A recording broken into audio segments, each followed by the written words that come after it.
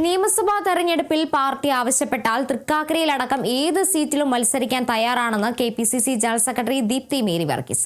നിലവിലെ MLA Uma Thomas തൃക്കാക്കരയിൽ ജയിച്ചത് പാർട്ടി ഒറ്റക്കെട്ടായി പ്രവർത്തിച്ചതുകൊണ്ടാണ്.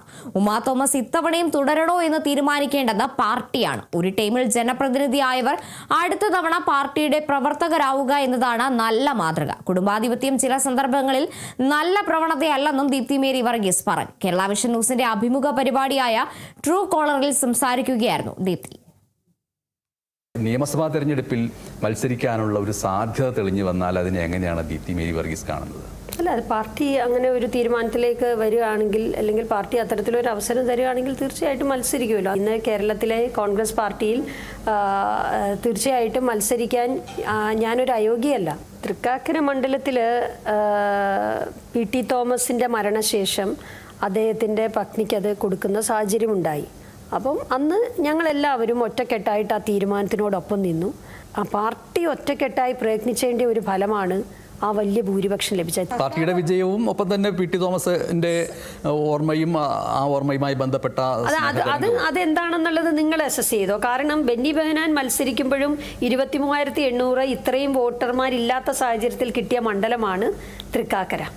പിന്നീട് PT തോമസ് മത്സരിച്ചപ്പോൾ 2 തവണയും പിന്നോട്ട് പോവുകയും ചെയ്തു. ആ കാരണത്തിലേക്കൊന്നും ഞാനിപ്പോൾ തൽക്കാലം കടക്കുന്നില്ല. അവിടെ കോൺഗ്രസിൻ്റെ കൈപ്പത്തി ചിഹ്നത്തിൽ ആര് മത്സരിച്ചാലും വലിയ ഭൂരിപക്ഷത്തിൽ ജയിക്കും. അതിന് പ്രത്യേകിച്ച് സഹതാപ തരംഗമോ മറ്റുള്ള എന്തെങ്കിലും കാര്യങ്ങളോ ഒന്നും ആവശ്യമില്ല. ഇനിയിപ്പോൾ അവർ തുടരണോ വേണ്ടയോ എന്നുള്ളത് പാർട്ടിയാണ് തീരുമാനിക്കേണ്ടത്. ദീപ്തി മേരി വർഗീസ് ആകുമ്പോൾ ഓരോരുത്തരെയും പേര് വിളിച്ചും വിശേഷങ്ങൾ ചോദിച്ചും കുടുംബ വിശേഷങ്ങൾ ചോദിച്ചും ഒക്കെ വോട്ട് ചോദിക്കാവുന്ന ഒരു സന്ദർഭമില്ലേ? അല്ല, അതൊക്കെ ഉണ്ട്. പക്ഷേ അതിനേക്കാൾ ഉപരിയായിട്ട് അവിടെ ആര് നിന്നാലും വിജയിക്കും. ആ മണ്ഡലത്തിന്റെ പ്രത്യേകത, ഞങ്ങളുടെ ഏറ്റവും പ്രധാനപ്പെട്ട നമ്പർ 1 സീറ്റാണ് തൃക്കാക്കര. കുടുംബാരോപണം, അതിന്റെ തുടർച്ച, പേരമക്കൾക്ക് ഒക്കെ അധികാരം നൽകി പോകുന്നൊരവസ്ഥ. ഞാൻ ഇപ്പോൾ തൃക്കാക്കരയെ കുറിച്ച് സൂചിപ്പിച്ചപ്പോൾ പെട്ടെന്ന് മനസ്സിലേക്ക് വന്നത് ആ രീതിയിൽ അതിനുശേഷം ഉമാ തോമസിന് കൊടുക്കുന്നു. അപ്പോൾ അത് കൊടുക്കുന്നതിൽ ഒരു വൈകാരികതയുടെ യുക്തിയും നീതിബോധവും ഒക്കെ ഉണ്ട് എന്ന് പറഞ്ഞാൽ തന്നെയും ഈ പറയുന്നത് പോലെ പാർട്ടിക്ക് വേണ്ടി വർഷങ്ങളോളം പ്രവർത്തിച്ചവരുടെ വലിയ നിര പുറത്തു നിൽക്കുന്നു. അവിടെ എന്താണ് ചെയ്യാൻ കഴിയുക? ഇപ്പോൾ അച്ഛൻ ഡോക്ടറാണെങ്കിൽ മകൾക്ക് ഡോക്ടറായി കൂടെ എന്ന് പറയാൻ പറ്റില്ല. അച്ഛൻ വക്കീലായ മകനോ മകൾക്കോ വക്കീലാകാം, അതിൽ തെറ്റ് പറയാൻ പറ്റില്ല. പക്ഷേ അവർക്ക് എന്ത് ചെയ്യണം? അവർ LLB പഠിക്കണം, അവർ പാസ്സാകണം, അവർ പ്രാക്ടീസ് ചെയ്യണം. എന്നാൽ മാത്രമേ നല്ല വക്കീലാകാൻ പറ്റുള്ളൂ. രാഷ്ട്രീയത്തിൽ അപ്പനോ അമ്മയോ രാഷ്ട്രീയത്തിലുണ്ടെങ്കിൽ അവരുടെ പിൻതലമുറക്കാർക്ക് രാഷ്ട്രീയത്തിൽ ഇറങ്ങുന്നതിൽ ഒരു തെറ്റുമില്ല. ഒറ്റ കാര്യമേ ഉള്ളൂ, അവർ ആ പൊതുപ്രവർത്തനത്തോട്, ആ രാഷ്ട്രീയ സംഘടനയോട് കമ്മിറ്റ്മെൻ്റ് ഉള്ളവരായിരിക്കണം. അവർ പ്രവർത്തിക്കാൻ, സാധാരണ പ്രവർത്തകർ എങ്ങനെ വരുന്നോ അതുപോലെ പ്രവർത്തിക്കാൻ തയ്യാറുള്ളവരായിരിക്കണം. അങ്ങനെയാണെങ്കിൽ വരുന്നതിലൊരു തെറ്റുമില്ല. ഒരു മത്സരിക്കാൻ വേണ്ടി വരിക, അല്ലെങ്കിൽ താൽക്കാലികമായിട്ട് എന്തെങ്കിലും ഒരു പ്രത്യേകമായ ഒരു സാഹചര്യത്തിൽ വരിക, അതിനുവേണ്ടി മാത്രം നിൽക്കുകയും പിന്നീട് പാർട്ടിയോട് കമ്മിറ്റ്മെൻ്റ് ഇല്ല, പ്രവർത്തിക്കാൻ തയ്യാറാകാതിരിക്കുക.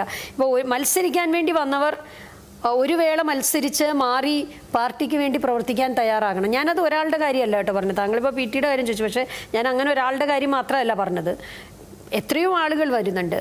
പക്ഷേ അവരെല്ലാം മത്സരിച്ചുകൊണ്ടിരിക്കുക, കണ്ടിന്യൂസ് ആയിട്ട് മത്സരിച്ചുകൊണ്ടിരിക്കുക. ഈ ടേം ഞാൻ മത്സരിക്കുന്നില്ല, 5 വർഷത്തേക്ക് ഞാൻ പാർട്ടിയുടെ ഒരു പ്രധാനപ്പെട്ട ഉത്തരവാദിത്തത്തിൽ ഇരുന്ന് ഞാൻ പാർട്ടിക്ക് വേണ്ടി പ്രവർത്തിക്കാൻ, പാർട്ടി പ്രവർത്തനമായിട്ട് മുമ്പോട്ട് പോവുകയാണ് എന്ന് തീരുമാനിക്കാൻ കൂടി തയ്യാറാകണം. പാർട്ടിയിലും പ്രവർത്തിക്കണം, ജനപ്രതിനിധിയാകണം. ഇതെല്ലാം രാഷ്ട്രീയ പ്രവർത്തനത്തിൻ്റെ ഭാഗമാണ്. അല്ലാതെ ജനപ്രതിനിധിയാകാൻ വേണ്ടി മാത്രം രാഷ്ട്രീയത്തിലേക്ക് വരിക എന്ന് പറയുന്ന കുടുംബാധിപത്യത്തോട് നമുക്ക് യോജിക്കാൻ കഴിയില്ല. ദീപ്തി മേരി വർഗീസുമായുള്ള ഈ അഭിമുഖത്തിന്റെ പൂർണ്ണരൂപം മാർച്ച് 12 വ്യാഴാഴ്ച രാത്രി 9 മണിക്ക് സംപ്രേഷണം ചെയ്യും.